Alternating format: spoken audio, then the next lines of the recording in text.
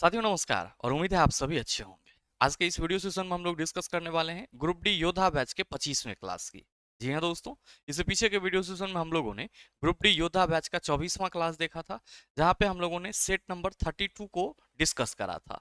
दोस्तों आज के इस सेशन में हम लोग ग्रुप डी 2022 के पीवाईक्यू एनालिसिस में सेट नंबर 33 की चर्चा करेंगे, जो आपके आगामी रेलवे भर्ती परीक्षा के लिए बहुत ही उपयोगी है। साथ ही ध्यान में रखिएगा कि इस सेशन का जो भी क्वेश्चन है सॉल्यूशन सहित पीडीएफ आपको हमारे टेलीग्राम ग्रुप से मिल जाएगा, जिसका लिंक इस वीडियो के नीचे डिस्क्रिप्शन में दिया हुआ है। आप वहां से जाकर के पीडीएफ को एक्सेस कर सकते हैं। बहरहाल आइए अपने सेशन की शुरुआत करते हैं और देखते हैं एग्जाम रेलेवेंट क्या कुछ सीख पाते हैं। मेरे मित्र, हम लोग का जो सेट है वो है सेट नंबर 33। इससे पीछे हम लोगों ने सेट नंबर 32 कर लिया था। साथ ही आपकी जानकारी के लिए बताना चाहूंगा कि अगर आप आगामी रेलवे भर्ती परीक्षा में बैठना चाह रहे हैं तो याद रखिएगा कि एनसीईआरटी आपको हर हाल में करना पड़ेगा। और खास करके लाइन बाय लाइन डिस्कशन अगर आप नहीं कर रहे तो आप अपना मामला खुद गड़बड़ा रहे हैं। और आपके इसी चीज का सॉल्यूशन के लिए ये batch NCERT 9th and 10th master solution आपको काफी हेल्प करेगा एनसीईआरटी को लाइन बाय लाइन पढ़ने में। इसके थ्योरी वाले पोर्शन हो या फिर न्यूमेरिकल वाले पोर्शन हो, ये बैच आपको द लॉजिकल साइंस एप्लीकेशन पे मिल जाएगा, जिसको गूगल प्ले स्टोर से डाउनलोड कर सकते हैं। और बैच से संबंधित किसी भी तरह की जानकारी के लिए आप दिए गए नंबर पे कॉल या व्हाट्सएप कर सकते हैं। बहरहाल मेरे मित्र, जो आपका पहला क्वेश्चन है आज के इस सेशन का, पूछा जा रहा है कि एक तत्व X क्लोरीन के साथ मिलकर एक यौगिक HCl बनाता है। तत्व X को आवर्त सारणी में बाईं ओर रखा गया है। निम्नलिखित में से कौन सा कथन तत्व X के लिए सही है? ध्यान दीजिएगा, यहाँ पे कहा जा रहा है कि कोई एलिमेंट X है जो क्लोरीन के साथ अभिक्रिया करके क्या कर ले रहा है सर, HCl बना रहा है। मान लो कि ये हमारा तत्व X है और ये क्लोरीन के साथ रिएक्ट करके क्या बना ले रहा है sir, according to question HCl बना रहा है। और कहा जा रहा है कि जो तत्व X है इसको आवर्त सारणी में बाईं ओर रखा गया है। तो कह रहा है कि निम्नलिखित में से कौन सा कथन तत्व X के लिए सही है? पहला है कि इसमें एक संयोजी इलेक्ट्रॉन होता है। दूसरा है कि यह धातु और ठोस है। तीसरा कि यह अधातु और गैस है। और चौथा है कि यह अधातु और गैस है। तो तीसरा और चौथा स्टेटमेंट तो सेम ही है, हमको केवल और केवल तीसरे स्टेटमेंट तक मतलब है। अब आपके दिमाग में आ रहा होगा बहुत सारी बातें, बहुत सारी बातों में से एक बात ये भी होगा कि हाँ सर, ये तो पूरी तरीके से कहना लाजमी है कि ये जो तत्व हमारा X है ये H हो सकता है, यानी कि हाइड्रोजन हो सकता है। क्यों? क्योंकि हाइड्रोजन अगर क्लोरीन के साथ अभिक्रिया करेगा तो क्या बना लेगा? आप कहेंगे सर HCl बना लेगा। बहुत बढ़िया बात है। और हाइड्रोजन जो है वो कायदे के अनुसार, नियम के अनुसार आवर्त सारणी में कहाँ है चला? आप कहेंगे सर बाएं भाग में है। और हाइड्रोजन एकमात्र अधातु है जो धातु के साथ आवर्त सारणी में विराजमान है। ऐसे तो हाइड्रोजन को पीरियोडिक टेबल के अकॉर्डिंग आवारा तत्वों की संज्ञा दी जाती है, क्योंकि जो पीरियोडिक टेबल बनाने वाले वैज्ञानिक थे उन्होंने हाइड्रोजन के लिए कोई निश्चित स्थान नहीं दिया था। वो तो मौसले साहब थे जिन्होंने आधुनिक आवर्त सारणी बनाया, मॉडर्न पीरियोडिक टेबल बनाया। तो उन्होंने बताया कि नहीं, हाइड्रोजन को जो है हम आवर्त सारणी में वर्ग 1 में ही रखेंगे। तो आपका कई बार यह सवाल भी पूछा जाता है कि एकमात्र अधातु जो धातु के साथ उपस्थित है, तो आप कहेंगे सर हाइड्रोजन। आवर्त सारणी का पहला तत्व तो आप कहेंगे हाइड्रोजन। तो ये बात तो सर क्लियर है कि जो तीसरे स्टेटमेंट में कहा जा रहा है कि यह अधातु है और गैस है, ये हाइड्रोजन ले लेने से इस बात की तो पुष्टि हो जा रही है। अब दूसरा, यहां पे देखो कि इसमें एक संयोजी इलेक्ट्रॉन होता है। तो मेरे मित्र आप सभी ये ध्यान देना कि जब कोई भी तत्व क्लोरीन के साथ अभिक्रिया करेगी तो क्लोरीन की तो वैलेंसी 1 होती है। अब ये अपने साथ वैसे ही तत्वों को जोड़ेगा जिसकी वैलेंसी क्या हो सर, 1 हो। तो कहीं ना कहीं आप कहेंगे कि सर हाइड्रोजन में भी तो एक ही संयोजी इलेक्ट्रॉन है। तो ये बात भी हमारा सही है। अब यह धातु है और ठोस है। तो मेरे मित्र गौर फरमाइएगा कि आपके आवर्त सारणी के वर्ग 1 में सोडियम जैसे धातु भी मिलेंगे। और जब सोडियम क्लोरीन के साथ अभिक्रिया करेगा तो क्या बना लेगा? आप सभी कहेंगे सर NaCl बना लेगा। सोडियम एक इलेक्ट्रॉन लॉस करेगा, क्लोरीन एक इलेक्ट्रॉन ग्रहण करेगा। तो आप कहेंगे कि सर सोडियम तो ठोस रूप में होगा। बिल्कुल मेरे मित्र, और कहा भी जा रहा है दूसरे स्टेटमेंट में यह धातु है और ठोस है। तो यह बात बिल्कुल सही है। जो आपसे सवाल करा जा रहा है कि एक तत्व X क्लोरीन के साथ मिलकर एक यौगिक HCl बनाता है, तत्व X को आवर्त सारणी में बाईं ओर रखा गया है। निम्नलिखित में से कौन सा तत्व X के लिए सही है? तो आप सभी कहेंगे सर ये स्टेटमेंट भी सही है कि इसमें एक संयोजी इलेक्ट्रॉन होगा। दूसरा, संभव है कि यह धातु और ठोस हो सकता है, जैसे कि सर सोडियम यह अधातु और गैस है जैसे कि हाइड्रोजन। तो आप सभी क्या कहेंगे, आप सभी कहेंगे कि गुरुजी 1, 2 और 3 तीनों स्टेटमेंट सही है। That's why right answer of this question is option number B. सही आंसर क्या हो जाएगा हमारा, ऑप्शन नंबर बी हो जाएगा। अगला सवाल देखिए क्या पूछ रहा है आपसे, कह रहा है कि डैश चालक का प्रतिरोध कहलाता है। क्या कहिएगा कि गुरुजी आपने कई बार बताया है, कई बार बताया है कि according to Ohm's law, according to Ohm's law क्या कहा जाता है। आप सभी कहते हैं कि सर अगर किसी परिपथ का ताप नियत हो तो उस परिपथ से जो बहने वाली धारा होगी वो वोल्टेज के समानुपाती होगी, भी समानुपाती आई। अब मेरे मित्र इसी प्रोपोर्शनल साइन को हटाते हैं तो हम लोग आर लेके आते हैं और आर इक्वल टू हम लोग भी बटा आई कहते हैं, जो कि आर क्या है। तो आप सभी कहेंगे सर ओम्स लॉ कांस्टेंट है, ओम्स लॉ कांस्टेंट है, यानी कि ओम के नियम का नियतांक है। ओम के नियम का नियतांक किसको बोलते हैं, सर आर को बोलते हैं, जो कि प्रतिरोध कहलाता है। और ये है क्या, तो वोल्टेज और धारा का अनुपात, वोल्टेज और धारा का अनुपात। तो चला जो सवाल पूछ रहा है उसका सीधा सा आंसर आप क्या कहेंगे कि सर वोल्टेज और आई का अनुपात चालक का प्रतिरोध कहलाता है। वोल्टेज और धारा का अनुपात क्या कहलाता है, चालक का प्रतिरोध। और चालक का प्रतिरोध क्या है, आप कहेंगे ओम के नियम का नियतांक है, ओम्स लॉ कांस्टेंट है। नेक्स्ट सवाल आपसे कह रहा है कि जब बेकिंग सोडा को गर्म किया जाता है तो यह डैश जल और कार्बन डाइऑक्साइड में परिवर्तित हो जाता है। आप कहेंगे गुरुजी आपने कई बार बताया है, इससे पीछे भी हम लोगों ने डिस्कस करा है। सर बात करी जा रही है बेकिंग सोडा NaHCO3 की, सोडियम बाइकार्बोनेट की। जब आप इसको गर्म करेंगे तो ये किस में टूट जाएगा, Na2CO3 sodium carbonate plus CO2 plus H2O में टूट जाएगा। तो क्वेश्चन आपसे यही पूछा जा रहा है कि जब बेकिंग सोडा को गर्म किया जाता है तो डैश जल और कार्बन डाइऑक्साइड में परिवर्तित हो जाता है। आप कहेंगे sir sodium carbonate, carbon dioxide और जल में ये बेकिंग सोडा परिवर्तित हो जाता है, इसलिए हमारा सही आंसर ऑप्शन नंबर ए हो जाएगा। क्या हो जाएगा, ऑप्शन नंबर ए हो जाएगा। नेक्स्ट सोडियम हाइड्रोक्साइड NaOH, इसी को कास्टिक सोडा के नाम से भी जानते हैं। सोडियम क्लोराइड, इसी को हम लोग क्या बोलते हैं, टेबल साल्ट या साधारण नमक। अगला सवाल क्वेश्चन नंबर 4 कह रहा है कि डैश श्रृंखलन गुण को दर्शाता है, नाइट्रोजन, ऑक्सीजन, कार्बन, हीलियम। क्या कहिएगा, श्रृंखलन गुण यानी कि कैटेनेशन प्रॉपर्टीज का मतलब हुआ अपने ही परमाणु के साथ चैन बनाने की प्रवृत्ति। और ये गुण कार्बन में सर क्या होता है, भली भांति होता है। और कार्बन अपने ही परमाणु के साथ जुड़ करके चैन बनाने की एक यूनिक कैपेसिटी रखता है, इसलिए हमारा सही आंसर क्या होगा, ऑप्शन नंबर सी हो जाएगा। मेरे मित्र बात करेंगे हम लोग किसकी, नाइट्रोजन की। तो आपके वायुमंडल में नाइट्रोजन की प्रतिशतता ज्यादा है, इसीलिए ध्यान में रखना कि वायु के विलायक के रूप में हम लोग किसको देखते हैं, नाइट्रोजन को देखते हैं। अगर हम लोग बात करेंगे ऑक्सीजन की तो इसी को प्राणवायु के रूप में देखा जाता है। और हीलियम क्या है, आप सभी कहेंगे गुरुजी इनर्ट गैस। क्या है, ये अक्रिय गैस है। अगला सवाल देखिए क्वेश्चन नंबर 5 कह रहा है कि इनमें से किस अपशिष्ट को जीवाणुओं या अन्य मृत जीवियों द्वारा विघटित नहीं किया जा सकता है। मेरे मित्र ऑप्शन है चमड़ा, मलमूत्र, प्लास्टिक, कागज। मेरे मित्र बात करी जा रही है कि किस अपशिष्ट को जीवाणु या अन्य मृत जीवों द्वारा विघटित नहीं किया जा सकता है। अच्छा, जो विघटित हो जाएगा वो जैव निम्नीकरणीय पदार्थ, बायोडिग्रेडेबल मटेरियल होगा। जो विघटित नहीं होगा नॉन बायोडिग्रेडेबल मटेरियल होगा। आप सबों को मालूम है कि चमड़ा हो या फिर मलमूत्र हो या फिर कागज हो, ये सब विघटित हो जाएंगे, लेकिन मेरे मित्र ये प्लास्टिक किसी भी प्रभाव से विघटित नहीं होगा। और आप सभी क्या कहेंगे कि सर यही तो हमारा सही आंसर हो जाएगा। अगला सवाल देखिएगा क्वेश्चन नंबर 6 आपसे कह रहा है कि निम्नलिखित को सुमेलित कीजिए। यहां पे आपको सुमेलित करने के लिए बोला जा रहा है। मेरे मित्र आप गौर से देखना कि ये जो C6H6 है ये किसको बता रहा है, बेंजीन को बता रहा है। और बेंजीन आपका ऑप्शन नंबर बी में है, तो एक के साथ कौन मैच करेगा, एक के साथ कौन मैच करेगा, सर बी मैच कर जाएगा। एक के साथ कौन मैच करेगा, बी मैच कर जाएगा। अब यहां पे गौर से देखो तो यहां पे H2C और डबल बॉन्ड कार्बन और कार्बन के बीच में है और फिर CH2 है। तो आप क्या कहेंगे कि गुरुजी ये तो CH4 हो गया। और जब भी हम CH4 की बात करेंगे, किसकी बात करेंगे, CH4 की, तो आप सभी क्या कहेंगे कि गुरुजी CnH2n ये एल्कीन ग्रुप का कंपाउंड हो जाएगा और इसी को हम लोग एथिलीन के रूप में जानते हैं।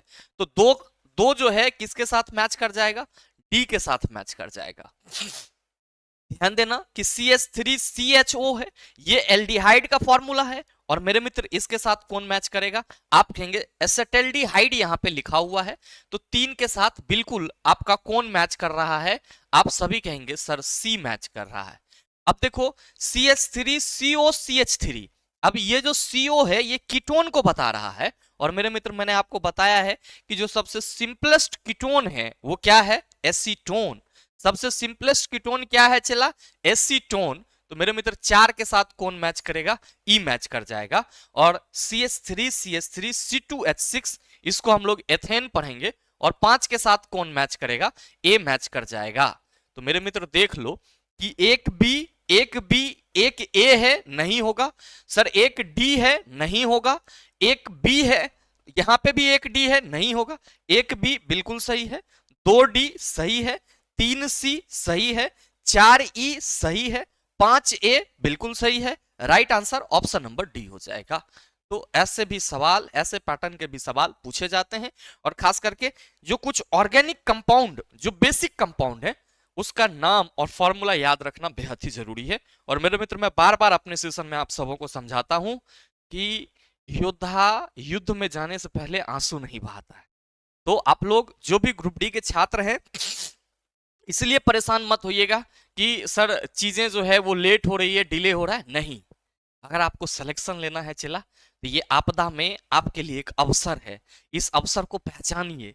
मुझे मालूम है कि आप में से बहुत सारे छात्र अभी भी ऐसे हैं जिनका सिलेबस अभी तक पूरा नहीं हुआ। आप कॉल करते हैं तो हमको पता नहीं चलता है चला कि आप कहना क्या चाह रहे हो। बहुत सारे छात्र ऐसे हैं जिनका सिलेबस अभी तक पूरा नहीं हुआ है, जिनका PYQ पे अभी तक कमांड नहीं हुआ है। कई सारे छात्र तो बेसिक बेसिक सवाल में फंस रहे हैं। तो मेरे मित्र ये जो एक तरह से कह रहे हो कि डिजास्टर चल रहा है, इस डिजास्टर में अपने अपॉर्चुनिटी को पहचानिए, और आपके सिलेक्शन के लिए जो भी सब्जेक्ट आपको सर परेशान कर रही है, उस सब्जेक्ट को आप परेशान कर दीजिए। उसको इतना पढ़ डालिए कि अगर एग्जाम में सवाल पूछा जाए उससे, तो आप उसको धुआं बना दो। और फिर मेरे मित्र देखेंगे कि आपकी सिलेक्शन को कौन रोक लेता है। आपको सिलेक्शन को रोकने की क्षमता किसमें है, बशर्ते कि आपको करना क्या होगा सर, अपने सब्जेक्ट के साथ अपने आप को पूरा मैच्योर करना होगा, अपने आप को पूरा झोंकना होगा। तभी जाकर के मेरे मित्र आप साइंस जैसे सब्जेक्ट में 25 में से 25 चाहो तो कर सकते हो। हाँ बिल्कुल कर सकते हो, भ्रम में मत रहना कि नहीं होगा, होगा। लेकिन इसके लिए आपको सर पीछे अपना सर समय देना होगा, और आपके पास समय है अभी। ऐसा नहीं है कि आपके पास समय नहीं है, समय आपके पास पर्याप्त है। तो जो भी त्रुटि है उसको सुधारने का प्रयास जरूर कीजिएगा। बहरहाल जो अगला सवाल आपके सामने है वो ये है कि वह प्राकृतिक संसाधन कौन सा है जिससे पेट्रोल और डीजल प्राप्त किया जाता है। मेरे मित्र पेट्रोल और डीजल जब भी प्राप्त किया जाएगा तो आप कहेंगे पेट्रोलियम सब्सटेंसेस से प्राप्त किया जाएगा। क्यों? क्योंकि सर जो पेट्रोलियम सब्सटेंसेस होंगे, क्रूड ऑयल होंगे, इसी का उत्पाद के रूप में हम लोग पेट्रोल, डीजल, केरोसिन इन सभी को देखते हैं। तो ये भ्रमित मत होना कि कोलतार, कोक ये सब नहीं। कोलतार, कोक, कोल गैस ये सब के सब क्या है सर? कोयला के उत्पाद है। यहां पे कोलतार, कोक और प्लस अगर हम कोल गैस लिख दें, कोल गैस लिख दें, तो आपको परेशान नहीं होना है। और ये तीनों क्या हैं तो आप सभी याद रखेंगे, कोल प्रोडक्ट है। अगर कहीं पे भी बात करी जाएगी कि कोयला के उत्पाद कौन कौन से हैं, तो आप कोलतार कह सकते हैं, कोक कह सकते हैं और कोल गैस कह सकते हैं। मेरे मित्र याद रखना कि बिटुमिन की बात करी जाए, एंथ्रासाइट की बात करी जाए, लिग्नाइट की बात करी जाए, पिट की बात करी जाए, ये सब के सब क्या होंगे? कोयला के प्रकार होंगे। ये बिटुमिन क्या होगा तो आप सभी क्या कहेंगे कि सर एंथ्रासाइट, बिटुमिनस, लिग्नाइट ये सब के सब क्या होता है सर? कोयला के प्रकार होता है। अच्छा, ये जो बिटुमिन है ये भी एक प्रकार का मतलब कह सकते हो कि कोल मटेरियल ही है। पहले पहले आप लोग सुने होंगे कि रोड पे जो अलकतरा है उसका उपयोग किया जाता था, लेकिन अब रोड पे सर अलकतरा के जगह किसका उपयोग किया जाता है? बिटुमिन का उपयोग किया जाता है। किसका? बिटुमिन का। तो ये चीज भी ध्यान में रखिएगा। और साथ ही मेरे मित्र ध्यान रखना कि कोयला किससे प्राप्त होगा? वनस्पति से। और पेट्रोलियम किससे प्राप्त होगा? तो सर समुद्री जीव जंतु से। ये ध्यान में रखेंगे। और अभी नो डेज में सर रोड पे जब पिचिंग करना होता है तो किसका इस्तेमाल किया जाता है? बिटुमिन का इस्तेमाल किया जाता है। ये चीज ध्यान में रखना। और एंथ्रासाइट, बिटुमिनस, लिग्नाइट, बिटुमिनस होता है। कोयला के अगर प्रकार की बात करेंगे तो बिटुमिनस कहेंगे, बिटुमिन नहीं कहेंगे। एंथ्रासाइट, बिटुमिनस, लिग्नाइट, पीट ये सब क्या होंगे? आप कहेंगे सर कोयला के अलग अलग प्रकार होंगे।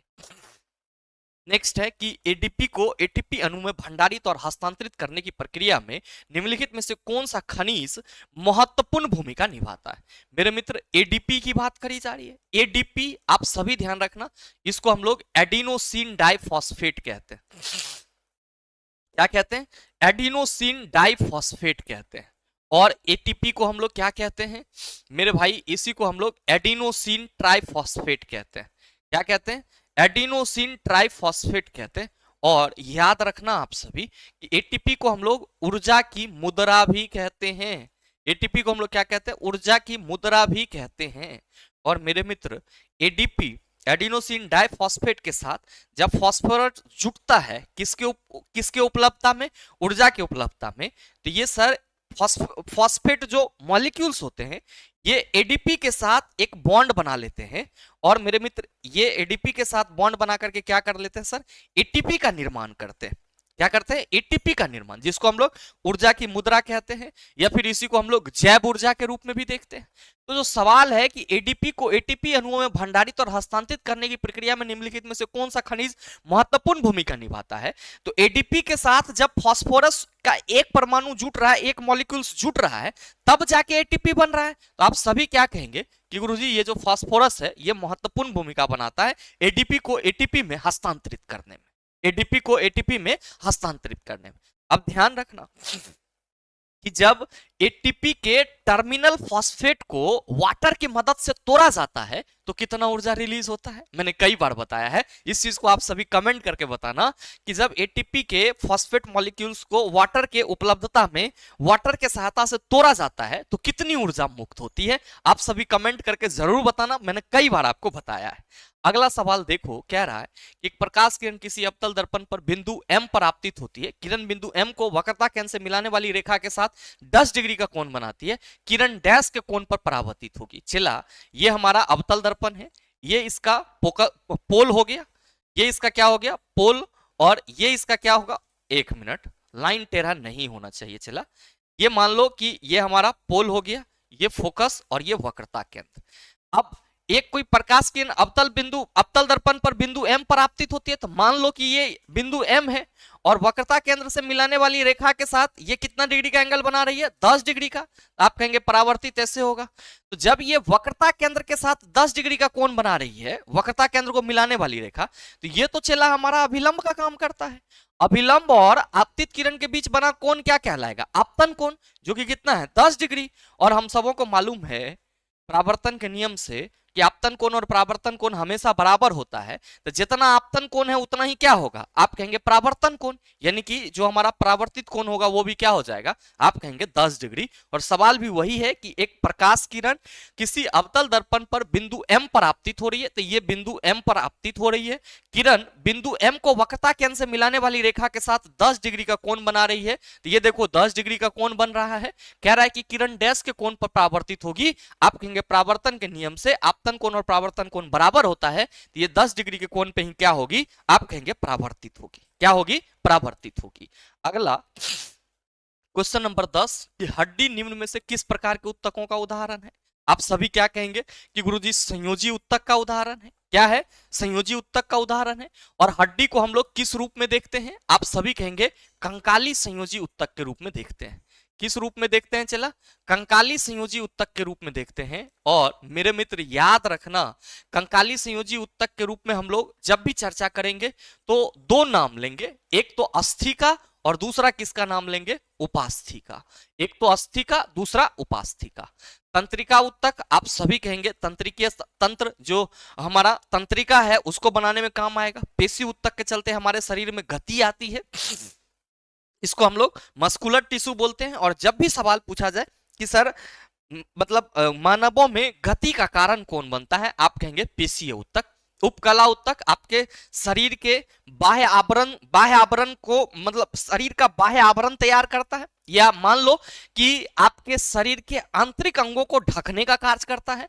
और आंतरिक अंगों के बहुत सारे ऐसे अंग हैं जिसके अस्तर का भी निर्माण करता है, और ये भी अपने अलग अलग कोशिकाओं के आकार के चलते क्या होते हैं? कई प्रकार के होते हैं।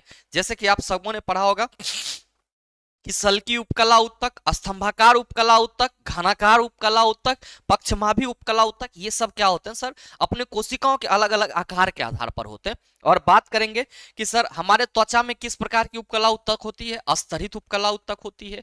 ग्लैंडुलर एपिथेलियल टिश्यू किसको बोला जाता है, घनाकार उपकला उत्तक को बोला जाता है। हमारे श्वसन तंत्र में क्या होता है, पक्षमाभी स्तंभाकार उपकला उत्तक होता है। ये सभी चीजें आप सभी ध्यान में रखना। नेक्स्ट क्वेश्चन नंबर 11 है कि निम्न में से कौन सी धातु नहीं है। आप सभी कहेंगे सर सिलिकॉन जो है ये धातु नहीं है, ये उपधातु के श्रेणी में आएगी, यानी कि इसके अंदर धातु और अधातु दोनों का प्रॉपर्टीज होगा, दोनों के जैसे ये बिहेव करेगी। बात बाकी गैलियम की बात करें, लेड की बात करें, स्कैंडियम की बात करें, धातु के अंतर्गत आएंगे। अगला है क्वेश्चन नंबर 12 कि निम्नलिखित में से कौन सा कण संतान द्वारा किसी लक्षण की वंशागति को नियंत्रित करता है। केवल पैतृक डीएनए, प्रोटीन, केवल मातृ डीएनए, पैतृक और मातृ दोनों। मेरे मित्र याद रखना कि किसी भी माता पिता का जो ऑफस्प्रिंग बोले तो जो बच्चा होता है, बेबी होता है, वो माता और पिता दोनों के आनुवंशिक लक्षण से समान रूप से प्रभावित होते हैं। तो जो यहां पे आपसे सवाल करा जा रहा है कि निम्नलिखित में से कौन सा कण संतान द्वारा किसी लक्षण की वंशानुगति को नियंत्रित करता है, तो आप सभी याद रखना पैतृक और मातृक डीएनए दोनों समान रूप से प्रभावित करता है। इसलिए सही आंसर हमारा क्या हो जाएगा, ऑप्शन नंबर डी हो जाएगा। अगला है क्वेश्चन नंबर 13 कि निम्न में से किस स्थिति में कुंडली में कोई विभवांतर प्रेरित नहीं होगा। मेरे मित्र आप सबों को मालूम होना चाहिए कि कुंडली और चुंबक के बीच सापेक्षिक गति के चलते क्या होता है, प्रेरित धारा उत्पन्न होती है। और प्रेरित धारा उत्पन्न होगी तो आप कहेंगे प्रेरित वोल्टेज तो रहेगा ही रहेगा।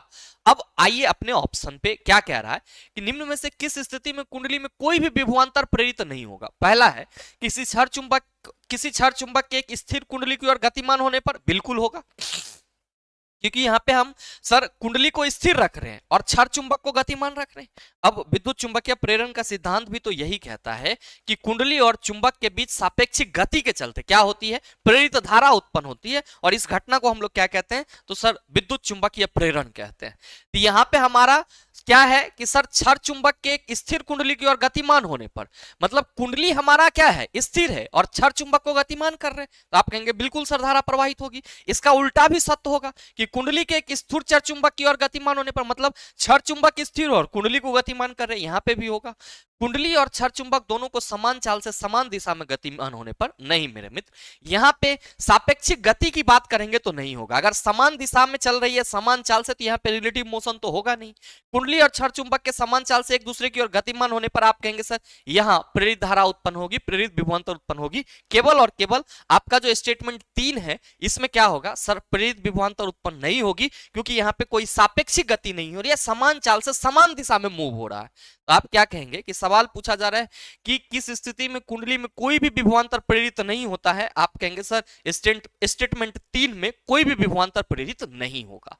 अगला क्वेश्चन नंबर 14 आपसे पूछ रहा है कि निम्नलिखित में से कौन सा आरेख मुख्य अक्ष के समांतर आपतित प्रकाश के किरण के लेंस के माध्यम से अपवर्तन के मार्ग को सही ढंग से निरूपित करता है। मेरे मित्र ये उत्तल लेंस की बात करी जा रही है, और उत्तल लेंस में भी प्रकाश की किरणों को अगर आप देखेंगे तो ये मुख्य अक्ष के समांतर रखा है।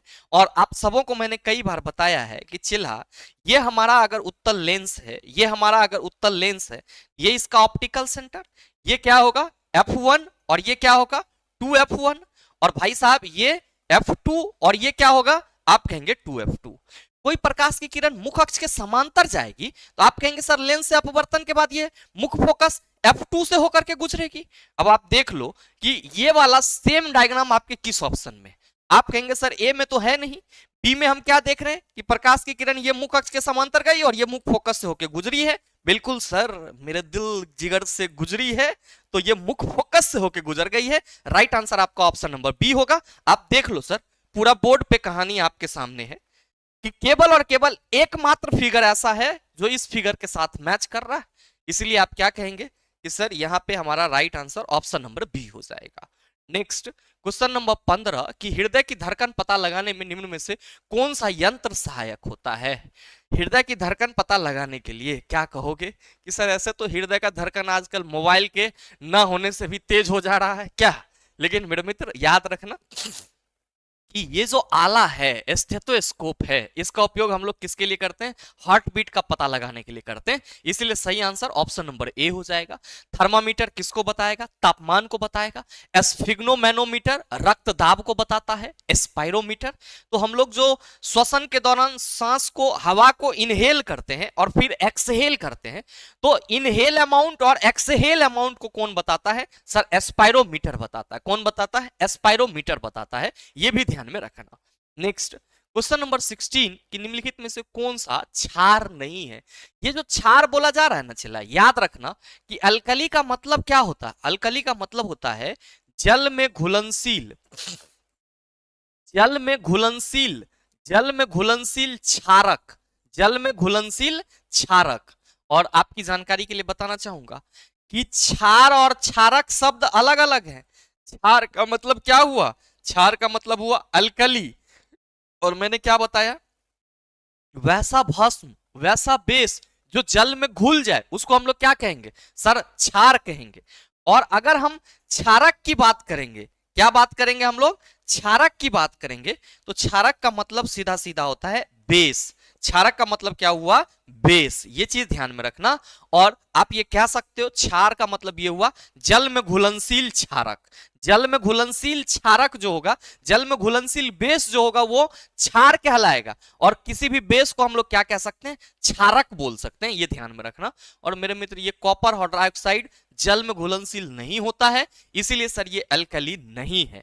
क्या है सर? जल में घुलनशील नहीं होता इसलिए अल्कली नहीं है। जबकि NH4OH, ammonium hydroxide, barium hydroxide, lithium hydroxide, ये सब के सब क्या होंगे? आप कहेंगे सर जल में घुलनशील होगा।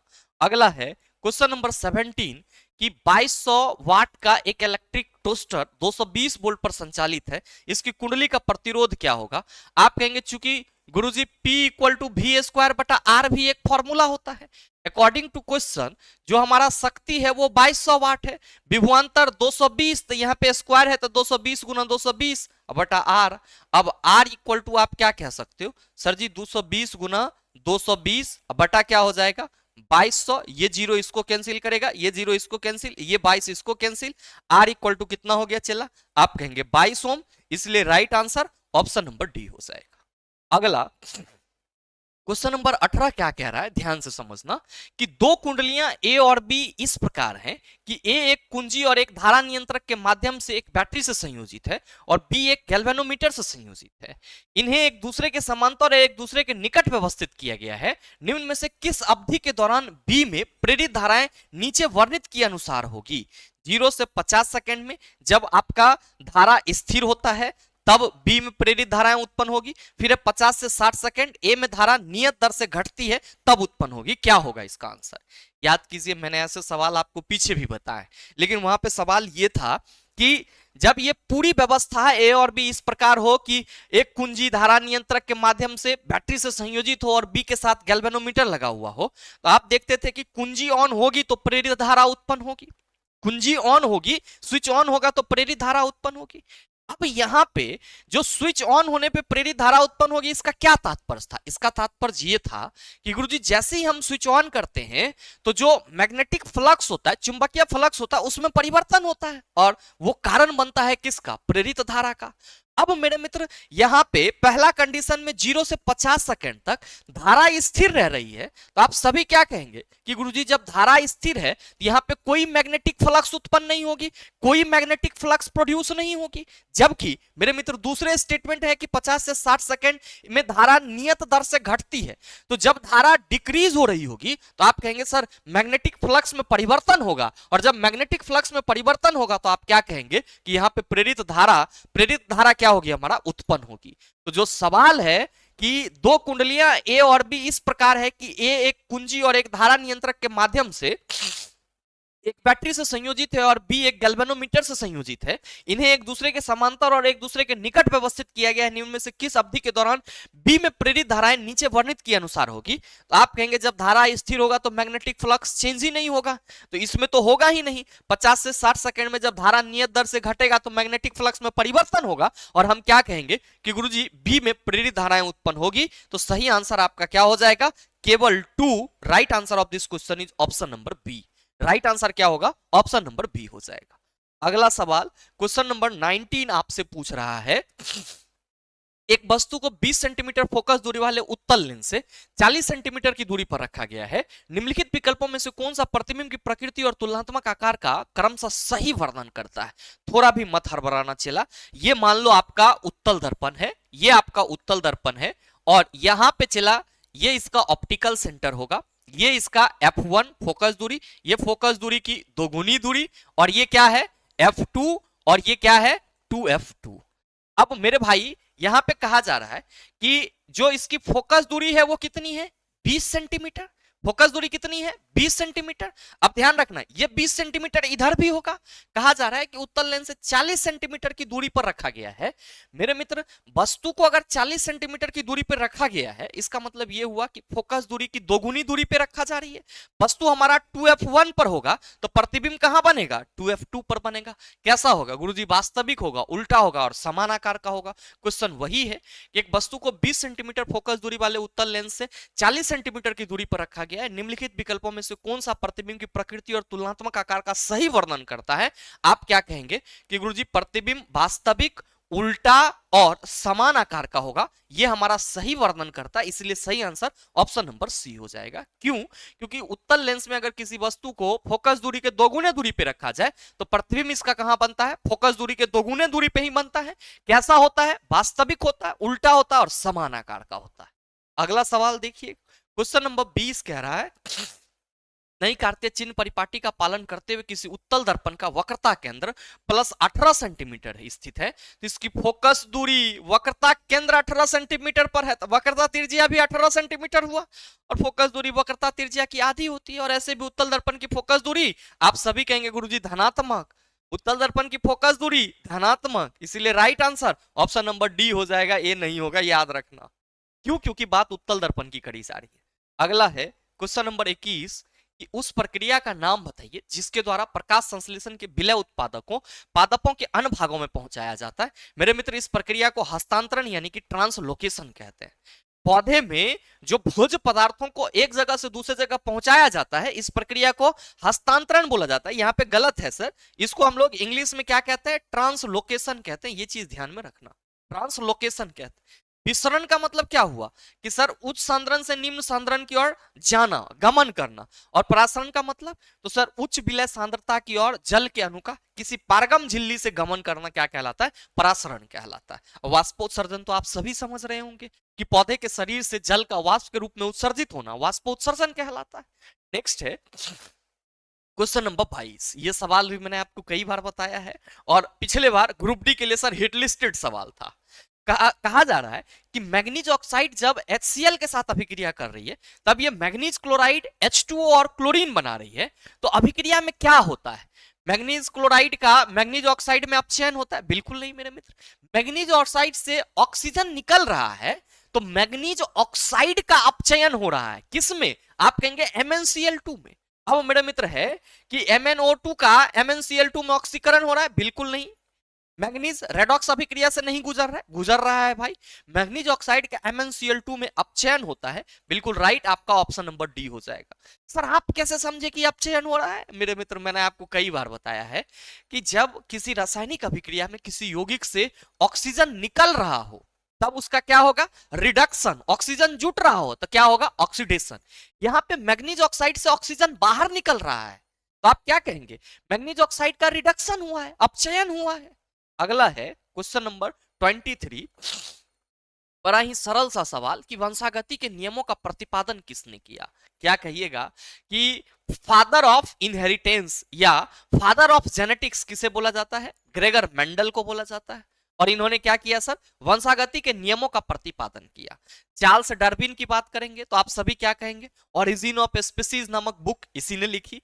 बात करेंगे हम लोग किसकी? कार्ल लिनियस की। आप सभी क्या कहेंगे कि सर कार्ल लिनियस जो है इनको बायोलॉजी में मॉडर्न टैक्सोनॉमी का, आधुनिक वर्गीकी का जनक बोला जाता है। किसको? कार्ल लिनियस, या इसी को हम लोग कैरोलस लिनियस बोलते हैं। और वाटसन और क्रिक ने क्या किया? तो आप सभी कहेंगे सर डीएनए की जो डबल हेलिकल संरचना है उसके बारे में बताया। किसके बारे में? डीएनए के डबल हेलिकल संरचना के बारे में वाटसन और क्रिक ने बताया। जबकि मेरे मित्र कार्ल्स लिनियस को क्या बोला, कैरोलस लिनियस को क्या बोला जाता है सर? बायोलॉजी में मॉडर्न टैक्सोनॉमी का जनक बोला जाता है, यानी कि जो आधुनिक वर्गीकी है उसका जनक माना जाता है। नेक्स्ट क्वेश्चन नंबर 24 आपसे कह रहा है कि इनमें से कौन सी अभिक्रिया विस्थापन अभिक्रिया का एक उदाहरण नहीं है। मेरे मित्र यहाँ पे ये गलत लिख दिया गया, यहाँ पे सूर्य का प्रकाश होगा, एरो देना चाहिए था।